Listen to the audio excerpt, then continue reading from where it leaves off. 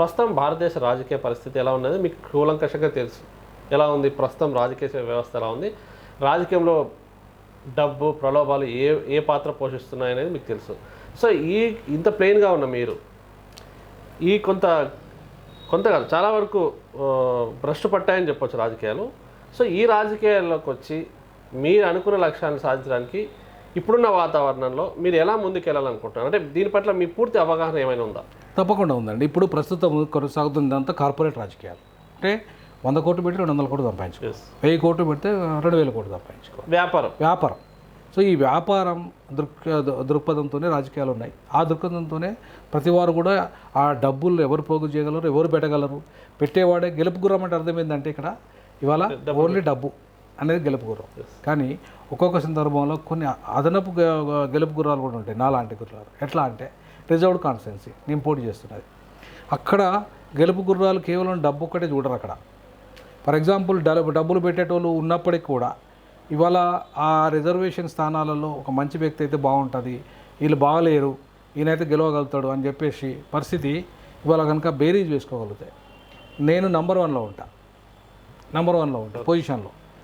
డబ్బులో ఉండకపోవచ్చు, బట్ విద్యా రంగంలో తీసుకున్న, తెలంగాణ ఉద్యమకారిణిగా తీసుకున్న, అందులో సామాజిక ఎజెండాలో ప్రపంచ దేశాల్లో ఇవాళ ఆ అంశాన్ని చర్చించిన కులం, దాని యొక్క పరిణామాలు, పర్యవసనాలు, అది ఎదుర్కొంటున్న సవాళ్ళు, ఛాలెంజెస్ని వరల్డ్ వైడ్గా ప్రపంచవ్యాప్తంగా ఇవాళ అనేక వేదికల మీద మాట్లాడిన వ్యక్తి అయిన, ఇవాళ దళిత క్రైస్తవులకు ఎస్సీ హోదా అంశం కానీ, వర్గీకరణ అంశం కానీ కూలంకుషంగా దాని పట్ల అవగాహన వ్యక్తిగా, ముఖ్యంగా దళితుల సమస్యల పట్ల పిహెచ్డి చేశాను నేను, ఇంతకుముందు చెప్పాను కదా మీకు. సో దళితుల సమస్యల పట్ల పిహెచ్డి చేసిన అభ్యర్థిగా అనేక రకాల ప్లస్లు చాలా ఉన్నాయి నాకు. మైనస్ డబ్బు ఒక్కటే అయితే మిగతా ప్లస్లు కూడా చాలా ఉన్నాయి. సో కాబట్టి అనివార్యంగా ఇవాళ రిజర్వేషన్ల మంచివాడు గెలిచేవాడు కావాలనుకున్నప్పుడు వాళ్ళ పార్టీలకు నేనే తప్పనిసరి పరిస్థితి, నీడ్. సో నాకు ఒక నమ్మకం, ఒక థీరీ మీద నమ్మకం ఉంది, NDS అనే ఒక థీరీ. N అంటే నీడ్, D అంటే డిజైర్, = స్ట్రెంగ్త్. అంటే అక్కడ సమాజంలో నీడ్ ఉంది, అంటే నాలాంటి వాడి నీడ్ ఉంది, నాకు డిజైర్ ఉంది, కోరిక ఉంది, నేను గెలవాలి, ఖచ్చితంగా ఎంపీగా పోవాలి, కేంద్ర న్యాయశాఖ మంత్రి కావాలనే ఒక డిజైర్ నాకుంది.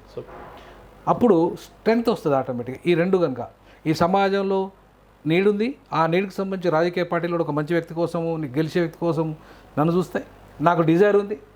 సో ఈ రెండింటి కాంబినేషన్లో నేను గెలిస్తే నాకు స్ట్రెంగ్త్ పెరుగుతుంది. సో కాబట్టి ఈ సైంటిఫిక్ సిద్ధాంతం ఏదైతే ఉందో అది ఖచ్చితంగా ఎక్స్పెరిమెంట్లో రేపు సక్సెస్ అయితే నాకు నమ్మకం ఉంది.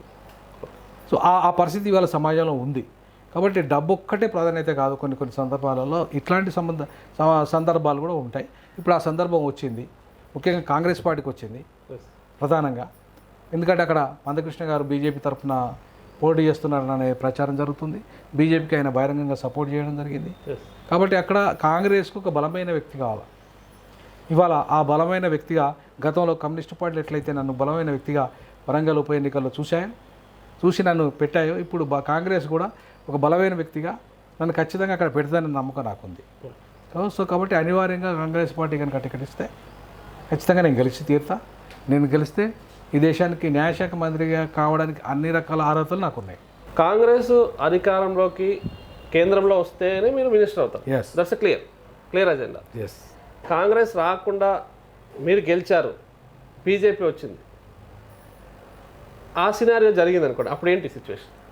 నేను ఒకటే చెప్పాల్సుకున్నాను, ఓపెన్గా చెప్తున్నా ఈ సందర్భం కూడా. ఇది కాంట్రవర్షియల్ అయ్యే సమస్య కాదు. మీరు బాబాసాహెబ్ అంబేద్కర్ కాంగ్రెస్లో ఉన్నారు, ఆయన కూడా బాబాసాహెబ్ అంబేద్కర్ కూడా ఆయన Congress and Gandhiji head and untouchables అనే పుస్తకం రాసిండు. కాంగ్రెస్ను బలంగా విమర్శించిండు, ప్రజల కోసం పనిచేసిండు, నిలబడ్డాడు. అయినా సరే కాంగ్రెస్లో న్యాయశాఖ మంత్రి అయ్యాడు. నేను కూడా, అది బీజేపీ అయినా సరే, అది ఇంకో పార్టీ అయినా సరే, అధికారంలోకి వస్తే నా ప్రజల పక్షం, నా ప్రజల కోసం ఖచ్చితంగా పనిచేయడానికైనా నేను ఆ పార్టీలో న్యాయశాఖ మంత్రి కావడానికి నా యొక్క ప్రయత్నం నేను చేస్తాను. ఇన్ కేసు మీరు కాంగ్రెస్లో గెలిచినా కూడా మీ లక్ష్యం కోసం బీజేపీలోకి వెళ్ళే 100% పోతారు. ఆ మధ్యకాలంలో కొంత కాంట్రవర్షియల్ అయ్యారు మీరు, మనవాదాన్ని దగ్ధం చేద్దాం అని. ఏంటి దాని పరిణామక్రమం ఏంటి? నేను కూడా ఇప్పుడు ఇవాళ బీజేపీ ఏ మనవాద సిద్ధాంతాన్ని మోయాలనుకుంటున్నాను, ఆ మనవాద సిద్ధాంతాన్ని ఖచ్చితంగా కూల్చే వ్యక్తులలో నంబర్ 1 వ్యక్తిగా నేను నిలబడతాను. మరి బీజేపీ వైపు ఒకవేళ కేంద్ర మంత్రికి ఎట్లా పోతారు అనేది కూడా మీ దగ్గరికి రావాల్సిన ప్రశ్న అది. నేనేమంటానంటే రాజకీయాలు వేరు, ఇవాళ సిద్ధాంతాలు వేరు. రాజకీయాలు అవసరాల రీత్యా ఉంటాయి. బీజేపీకి నా అవసరం కావచ్చు, నా అవసరం బీజేపీ కావచ్చు, బీజేపీకి నా అవసరం కావచ్చు, అది రాజకీయ పరంగా. కానీ సిద్ధాంతపరంగా ఎట్టి పరిస్థితుల్లో నా ప్రజలకు అంటే నా ప్రజల యొక్క హక్కులను భంగపరిచే ఏ నిర్ణయాన్ని వ్యతిరేకిస్తారు. ఏ నిర్ణయమైనా అది మా ప్రజల హక్కులను కాలరాసే ఏ నిర్ణయం బీజేపీ చేసినా వ్యతిరేకిస్తారు.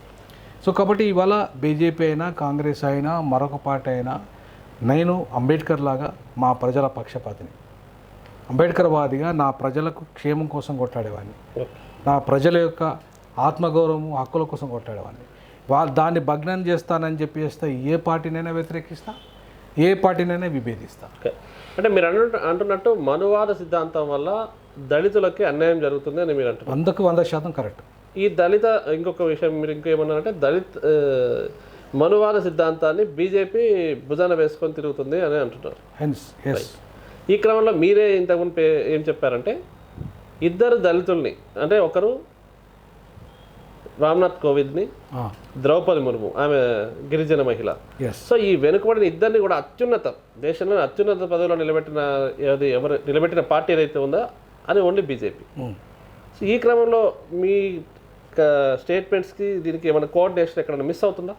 100%. ఏమంటారంటే ఉన్నత పదవి వేరు, పదవికి పవర్ ఉండడం వేరు.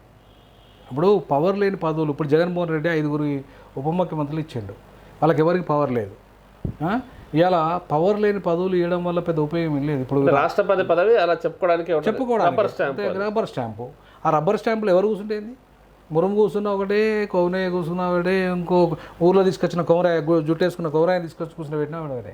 ఓకే, ఇది పవర్ ఏముండదు. వాళ్ళకి పవర్ ఇచ్చి మేము మనవాద సిద్ధాంతాన్ని మేము మోయడం లేదు అని బీజేపీ ఒక సింబల్, అంటే ఒక వాళ్ళు జస్ట్ ప్రొజెక్ట్ చేయడానికి పనికి వచ్చింది తప్ప వాళ్ళ అవసరాలు తీర్చుకోవడానికి వాళ్ళు ఆయుధంగా వాడారు అంతే తప్ప ఇవాళ మా ప్రజల పక్షాన నిలబడి ఈ ఇద్దరు రాష్ట్రపతులు ఈ దళితులకు రావాల్సిన ఏమి ఇవ్వగలిగింది చెప్పండి? రామ్నాథ్ కోవింద్ ఏమి ఇవ్వగలిగిండు? ఏమి ఇవ్వలేదు. ఇవాళ ద్రౌపది ముర్ము ఆదివాసులకు ఏమి ఇవ్వగలుగుతుంది, ఎస్టీలకు ఏమి ఇవ్వగలుగుతుంది? పెద్దగా ఏమి ఇవ్వలేదు. కాబట్టి నేను ఏమంటానంటే పేరుకు పదవిలో కూర్చున్నంత మాత్రాన ఆ ప్రజలకు ఏమి ఇయ్యని వాళ్ళని ఎవరు గుర్తుపెట్టారు? ఏ ఒక్కరికో అవకాశం వచ్చింది కానీ అవకాశాలు ఇవాళ బాబాసాహెబ్ అంబేద్కర్ మనం ఎందుకు అంతగానో గుర్తుపెట్టుకుంటున్నాం? ఆయనకు ప్రపంచవ్యాప్తంగా గొప్పగా విగ్రహాలు పెట్టుకుంటున్నాం ఎందుకు? ఎందుకంటే ఆయన మన కోసం సేవ చేశాడు, మన కోసం కష్టపడ్డాడు, మన కోసం కృషి చేశాడు. కాబట్టి మనం మాట్లాడుతున్నాం ఆయన గురించి. వీళ్ళేం మాట్లాడారు? పదవుల కోసం. పదవులలో కూర్చొని మన ప్రజల కోసం మేము చేయనప్పుడు ఏ పదవులు వాళ్ళు కూర్చుంటేంది? కాబట్టి అట్లాంటి వాళ్ళ వల్ల పెద్ద ఉపయోగం లేదు. ఇవాళ బీజేపీ పేరుకు, ఎందుకంటే రామ మందిరం నిర్మాణం చేయాలి వాళ్ళు. ఇవాళ రామ మందిరం నిర్మాణం చేసినప్పుడు రాష్ట్రపతి ఫస్ట్ ప్రియాట, ప్రధానమంత్రి ఫస్ట్ ప్రియాట? ప్రథమ పౌరుడు రాష్ట్రపతి కదా. మరి ప్రథమ పౌరుడు రాష్ట్రపతి రాళ్ళతోనే రామ మందిరం నిర్మాణం చేయాలన్నా, లేకపోతే ద్వితీయ పౌరుడైన ప్రధానమంత్రితో చేస్తారా? చేయదు కదా. మరి రాష్ట్రపతిని అవమానపరిచినట్టే కదా అక్కడ. అంటే ఇవాళ ఖచ్చితంగా ఇవాళ మనువాద సిద్ధాంతాన్ని ఇలా బీజేపీ అమలు చేస్తుందనడానికి బెస్ట్ ఎగ్జాంపుల్స్ ఇవి. కాబట్టి ఇట్లాంటి సిద్ధాంతాలను నేను ఎట్టి పరిస్థితుల్లో అంగీకరించాను. ఎందుకంటే బాబాసాహెబ్ అంబేద్కర్ ఎప్పుడైతే భారత రాజ్యాంగాన్ని మనం ఒక నిర్మాతగా ఈ ప్రతి వారికి సమానత్వాన్ని ఇచ్చింది. లింగం కానీ, భాష కానీ, మతం కానీ, కులం కానీ, ప్రాంతం కానీ ఏ భేదం లేకుండా ఈక్వల్గా ఉండాలి, ఈక్వల్ సమాజ నిర్మాణంలో భాగం కావాలి, వాళ్ళకు ఆ హోదా ఇవ్వాలి. ఒక రాష్ట్రపతికి ఆ హోదా లేదు. ఒక రాష్ట్రపతి రామ్నాథ్ కోవిందే ఆ గర్భగుడిలోకి పోలేకపోయాడు జగన్నాథ్ టెంపుల్కు. మరి ఎవరు పోతారు చెప్పండి? రాష్ట్రపతి లాంటి వాడు అంటే దళితుడు కాబట్టి నువ్వు రాష్ట్రపతి అయినా సరే బయట ఉండాలిరా, బయటనే మొక్కాలి అంటే ఆ దేవుడేం దేవుడు? ఇప్పుడు ఆయనకు వచ్చిన పదవితోనే పెద్ద ఉపయోగం ఏంది? పవర్లెస్ కదా ఆయన. కాబట్టి ఇట్లాంటి పద్ధతి మనవాద సిద్ధాంతం. అంటే మనిషిని మనిషిగా చూడని సిద్ధాంతం, మానవత్వం లేని సిద్ధాంతం, సమతా సిద్ధాంతానికి వ్యతిరేకం, సమానత్వానికి వ్యతిరేకం, సమానత విలువలకు వ్యతిరేకం. ఇవాళ లింగ వివక్షతను పాటిస్తున్నది, అంటరానితనాన్ని పాటిస్తున్న సిద్ధాంతం, ఇవాళ అడుగడుగున అణిచివేసే సిద్ధాంతం ఏదైతే ఉందో అది మనవాద సిద్ధాంతం. అది ఏ కులంలో ఉన్నా దాన్ని వ్యతిరేకించాల్సిందే, ఏ మతం పాటించినా వ్యతిరేకించాల్సిందే, ఎవరు పాటించినా వ్యతిరేకించాల్సిందే. కాబట్టి ఆ సిద్ధాంతానికి నేను వ్యతిరేకం.